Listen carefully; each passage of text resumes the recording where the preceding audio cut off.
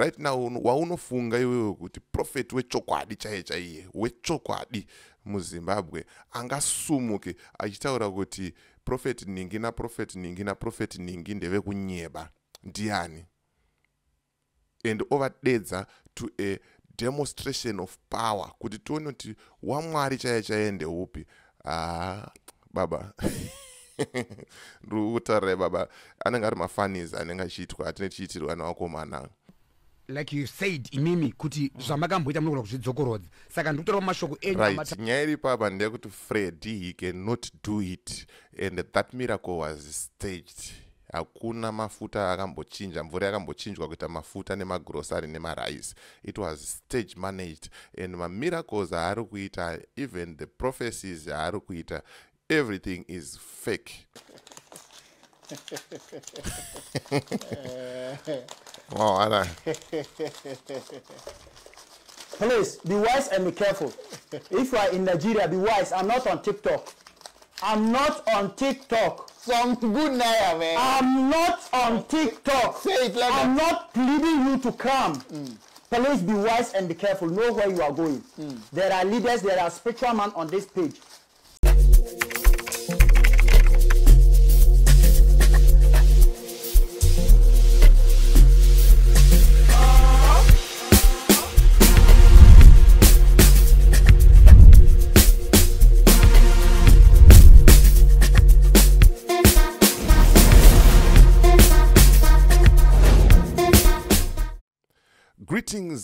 Greetings, good people. My name is DJ Holly, and welcome to 0.5 Creative Studios. Chitubu che content, chitubu chisingapwi, chitubu chinonwa nemunhu wese, chitubu chakavhenekwa, chikaongororwa nana mazvikokota kunzi aiwaka. Chitubu ichi chine content iri healthy, content yakachena, yakakodzera kunge chikonsumwa nemunhu akaita kunge iwewe. Ndosaka uri panapa muzvara nhasi. If it's your first time here, dzvanya subscribe button and the notification bell so that you don't miss out on any exciting content uploaded. Kana wagara uri mugaro wepanapa dangokutenda nekuita sei nekukurumidza kubhadhara rent. Right, nyaya ndiri kufambira ndeya madzibaba muprofita kana kuti profeti Freddy. Pane zvandoda ngokuonesai mozotonga mega, mozvionera mega kuti zvakamira sei. Handitika hatipo pakushora vanhu, hatipo pakutuka vanhu, but tiripo pakungoonesana zvinenge zvakaita sei, zvakati vanzikei. Ende iwewe ukaona uchindituka panapa uchida kutraya kudefenda papa wako, ziva kuti there's something wrong with papa wako newewo futi iwewe. Handitika bhaibheri ndo rinotitungamirira panyaya dzekunamata. Bhaibheri ndo ratinofamba naro, ndo umbowo hwedu hwatinomhanya nawo kana takuita sei, takutaura nyaya dzekuita sei, dzekunyengetera. Handitika saka cool down, dzikama, woteererawo. You never know, unoona kuti hana ruponeso rwako ipo pano pachitubu. Handitika hanzi vamwe vakaudzwa hondo nemurwere wepfungwa vakamuseka, hanzi anorwara. But zvamanje manje I want to interpret or to translate or to summarize zvese a Bible story in short, and then tatapinda muvideo clip randinaro futi tovatariona kuti zvii zvakaitika. Tovatapedza ipapo tovataona rimwe video revamwe godobori vari kudemonstrata power, havana kuti nguva kana kuti chii, and then iwewe wozotonga wega. Handitika. So without wasting much of your time, kana une business raunaro, ndibate namba dzangu ndo dziri kubuda pasapa. Kana une nyaya yaunayo yaoda kuti ndifambire, ndibate namba dzangu ndo dziri kuita sei, dziri kubuda futi pasapa. Handitika. For the benefit of ama 2K, ndo apfana wacho nubu, ndo apfana wasiri kunzwa, ma-elders, vanhu vakuru, munogona kuvhura pana 1 Kings 18 pa verse 20 to 40 ndo pane nyaya iyi. Handitika. Zviri kutaurwa izvo kunzi muprofita Elijah akataura akati ininika ndini ndega muprofita waMwari, muprofita wechokwadi asara panapa. Apa hanzi pane 450 maprofita abhari anga aripo achita sei, achitotaura kuti aiwo nonyeba iwe, tisi tochimhanya chinhu ichi, togona kutokudza ID number yako. Uri kunzwa? Get it right. 450 ava prophets ava vaitoona ende vaitotaura vachitoudza vanhu maadresi nemafone number sezviri kungoitika kuchechi kwenyu. But pakazongosumuka one muprofita Elijah vaataura kuti ndini muprofita wechokwadi, muprofita waMwari wechokwadi asara out of verses 450. Uri kunzwa? Saka nyaya iyi pane kwatiri kuenda nayo, saka da kuti utererese unyatsonzwisisa, usakurumidze kureacta, usakurumidze kuda kuita tuhacha tusina basa, kunyora tanzi yeye unotaurisa unoita sei, aiwa dzikama, relax, tifambe nechi, tifambe nenyaya handitika. Saka hanzi zvadaro 450 wakati munonyeba. Saka naElijah, uyai kudemonstration of power. Uyai tiratidzane masimba kuti vaprofita vaMwari, muprofita waMwari chaiye ndeupi. Right, pane maprofita akawanda andakasangana nawo, andakanzwa zvangu achita call out certain prophets to come for a demonstration of power, kuti iwe uratidze kuti Mwari wako waunonamata ndewechokwadi. Sofa vanotanga kuvhura tumwe tumavhesi vachinyebera vanhu vachiti competition, Mwari wacho ndenda da kuprova chii kana zvazodai so, simply because those prophets are fake. Ndikutaurira inini, those prophets are fake, 100% they are fake. Uri kuona, Elisha ndiye akatotaura akati imimi muri 450 uyai tiratidze vanhu kuti Mwari wechokwadi ndeupi. Right now waunofunga iwewe kuti prophet wechokwadi chaiye wechokwadi muZimbabwe angasumuke achitaura kuti prophet ningi na prophet ningi na prophet ningi ndeve kunyeba, ndiani? And overdedza to a demonstration of power kuti tione kuti waMwari chaiye ndeupi. Baba ndikutaura baba anenge ari mafanizi anenge achiitwa atine tichiitirwa nawakomana. Saka vauya 450 kudaro, vari 450, Elisha ari 1, Elijah ari 1 kudaro. Zvikanzi ngatitore mombe 2 tibayire chipiriso, chinonzi chibayiro kuna Mwari wenyu, inini ndobayira kuna wangu Mwari. And then tonamata, todana kunana Mwari vedu, toona kuti chinobvirisa moto, Mwari achabvirisa moto, chipiriso chinobvira ndechipi. Hanzi vakomana vari 450 vakagadzira masini, mwa mombe dzaiswa baba pamusoro, Elijah chake, vakomana ava chavo. Uri kuona, vakomana vakanamata, vakabuda ziya, vakadikitira. Hapana kana kubvira moto baba. Hapana kana kubvira moto baba, zvazvakaoma. Uri kunzwa? That's demonstration of power. Vapedza kudaro vakomana, saka naElisha chimirai apa, ndichidanawo kunani? Kuna Mwari wangu. But ndisati ndadana, torai mvura. Vakomana mbva vatora mvura, zvikanzi dirai pamusoro pemombe pechipiriso ichi. Vayadirwa vhati, vayajenga. Baba, Elisha mbva adana kuna Mwari wezvokwadi, wechokwadi. Panondishamisa hanzi moto wabvira ukapisa chibayiro, ukarova matombo panga pakagara chibayiro, ukarova mvura yanga yakazara mumatrench, pakasara pakaoma kuti gwa. That's demonstration of power. And mushure maizvozvo pakanzi vese vaprofita ava 450 ngavanoita sei? Ngavanourayiwa, ngavanokandwa mucheri, nekuti vanga vari vaprofita venhema, vakaurayirwa nyaya iyoyo yekuita sei? Yekunyebera vanhu. Right, saka nyaya yangu mainzwa kuti anytime is tea time pabasa raMwari. Unogona ngosangana nechirema mutaundi, ungochiti nezita raJesu sumuka ufambe, chotofamba. Unogona ngopiwa 2 liters kana 4 liters dzemvura uri paradio station, wombo wadzichinja kuita mafuta, wauratidza simba raMwari. vanomva watanga kukubhilivha kuti prophet Freddy is a true man of God. But zvisinei hazvo mukuru akajamuka akaramba. Saka ndo clip ranoda kuti ndikuratidzei kuti muzvionere mega kuti vamunoti maprofita acho, vamunoti vanhu vaMwari vacho, they are not ready to do any miracles at any given time. Urikuona mawana pakashata apa. Rekeza tiplay muzvionere muzvinzwire mega. Tapedza apa ndina godobori wandinaye wandoda kuti ndizoplaya futi, and that godobori tikamupfekedza sutu tikamupa bhaibheri akavhura church achiti muchurch muri kunaya mari anozadza. Saka rega tinzwe kuti chii chiri kuitika apa. Saka prophet, you have changed the water into cooking oil.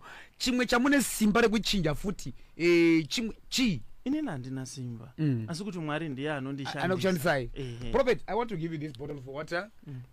Riri panapa. I think vanhu vanogona kumbonga vachiona zvatiri kuda kuti tiite panapa prophet. Pane mahombe auya nanyenge auya nezvigubhu zvakati kurei. Prophet wabva kuti ivo hapana chinhu chavakaita chavasingagone kudzokorora. But what I just did here is that ndaisa zvigubhu 2 zviri transparent mustudio. Zvigubhu 2 zviri transparent mustudio. Saka zviri kuitika ndezvekuti toda kuti isusu mumbotichinjirawo mvura iyi prophet, vanhu vachiona panguva inoi imwe iri imvura mbiri. Okay. Before I even do that, yes, ndokuda kuprova chii.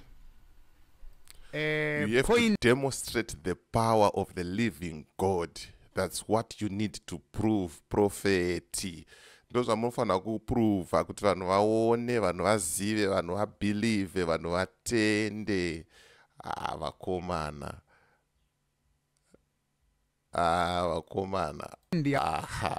Amati mimi amugoni, in fact amutadzi kudzokorora chinhu chamakamboita.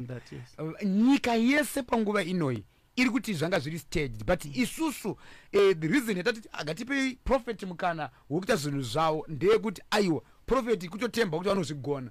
Maspiritual spectacles aya takambotitaura nezvenyaya iyi vazhinji vakati ichokwadi. In other words, you're saying if I am a man of God, I'm supposed to do it again. Is it so? Like you said imimi kuti zvamakamboita munogona kuzvidzokorodza. Saka ndikutora mashoko enyu. Right. Nyaya iri papa ndeyekuti Freddy he cannot do it, and that miracle was staged. Hakuna mafuta akambochinja, mvura yakambochinjwa kuita mafuta nemagrocery nemarice. It was stage managed, and miracles aari kuita, even the prophecies aari kuita, everything is fake. Ukaona uchibhilivha kuti Freddy munhu waMwari, utori neproblem and something is wrong musoro mako, uda kunamatirwa, uda deliverance. Ndoziva kuti unenge uri desperate uchifunga kuti uchanobatsirwa, but how many weeks, how many months have you been going there usati wamboprofitwa, uchingoona vamwe zvavo zvichingoita chete. Uri kuona. Saka chegumi uri kubvisa, matithe uri kubvisa, zvese uri kuita, uri kuparticipata, but zvinhu zvako zvakangomira uchingohopa kuti one day there's something wrong mumusoro wako. Ndosaka makazonzwa mukuru achiti musoro yambuya ako, nekuti haufunge, unenge usingate sei usingafunge, ende unenge wakaputirwa nemushonga inoshandiswa nechi nevakomana avo. The moment you step your foot panzvimbo dzavo,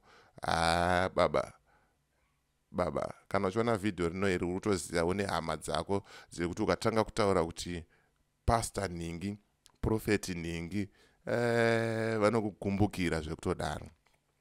Saka Freddy is lying, and he was caught on camera lying, and right now he's still lying, trying to hide kuti chakazoti mawana. I'm not saying kuti ndiri perfect, nini nditori mutadzi kutopfuura Freddy, but ndinouya nechokwadi sezvachiri, and then mozvionerawo mega moitawo dzombongororo.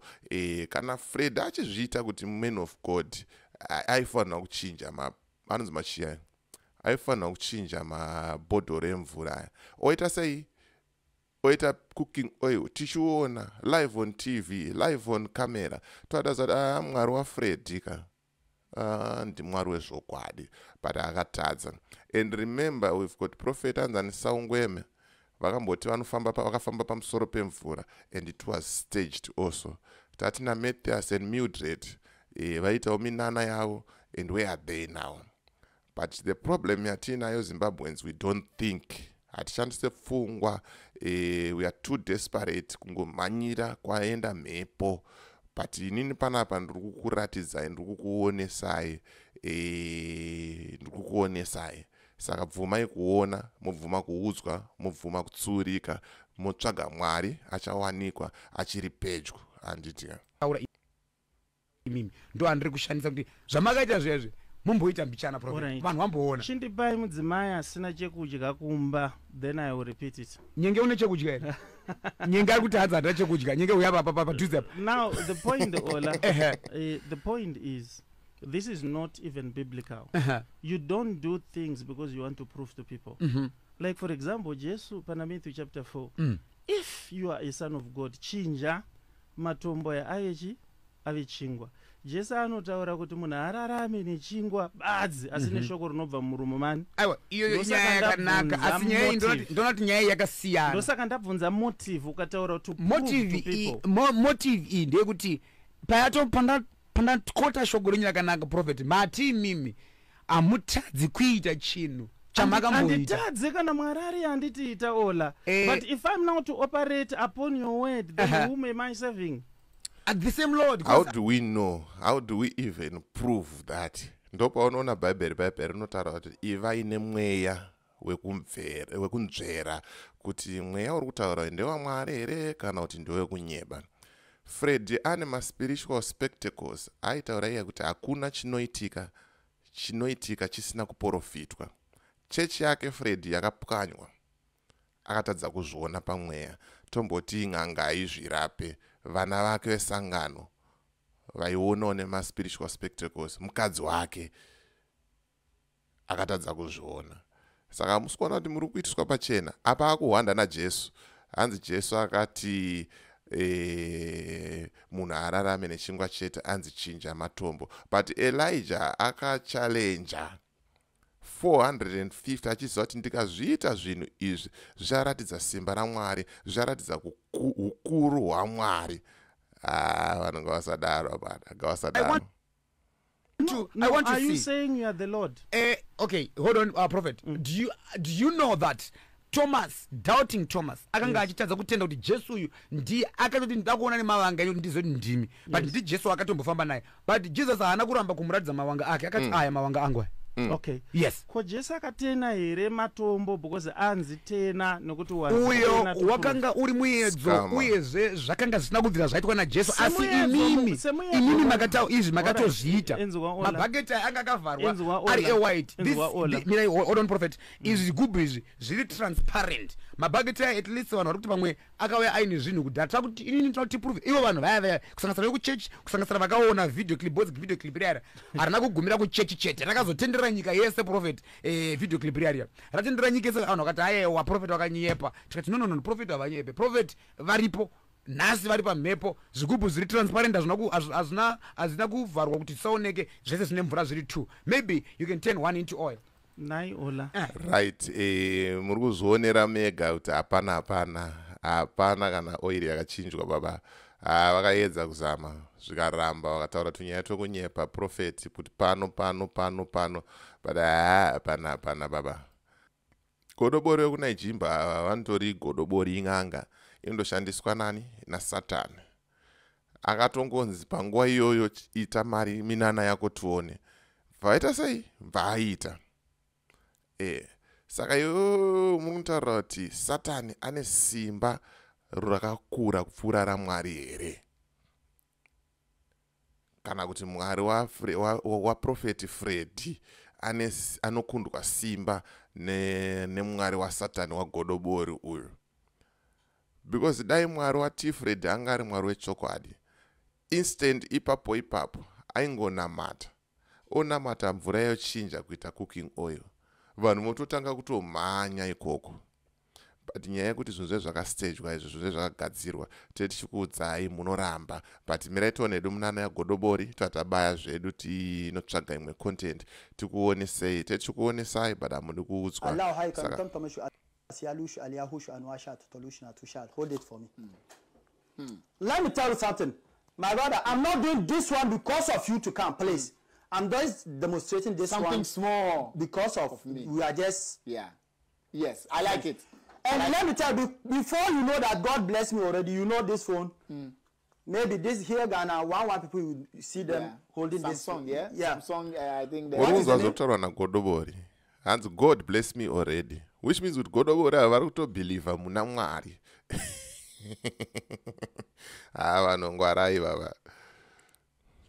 X24. Samsung, another. Yeah. Yes. You know that I'm not feeling angry. I'm not waiting for you There's to come. no hunger. Yeah. So we are not doing this because of you to come. But if you need my help, I will collect money before I will help you. You will pay the money for the items. And you will see the passport. These are your passport. Yeah, my brother. You see the visas, yeah. You see the America on it. You see America. You see China. You see India. All of them are there. You see them. You see Saudi Arabia. You see everywhere. You see them. So you are moving all over the place. My brother, my purpose is full. You see them. It's full.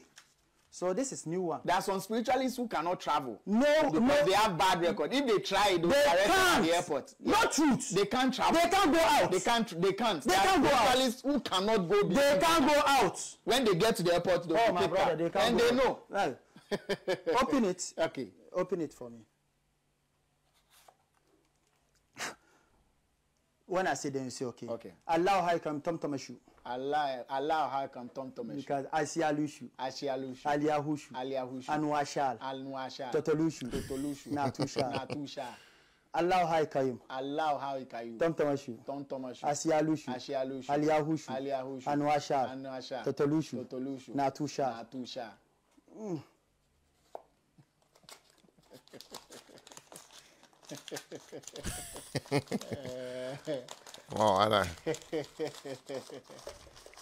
Please be wise and be careful. If you are in Nigeria, be wise. I'm not on TikTok. I'm not on TikTok. Some good naira, man. I'm not on TikTok. Say it like I'm not pleading you to come. Please be wise and be careful. Know where you are going. There are leaders, there are spiritual men on this page saying truth. Unless you walk please, please, please, please, please, please. Okay.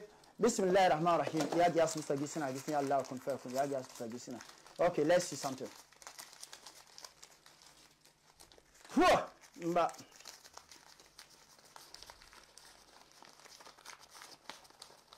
So please be wise and be careful. Don't allow any idiot or fool you with my picture or my video.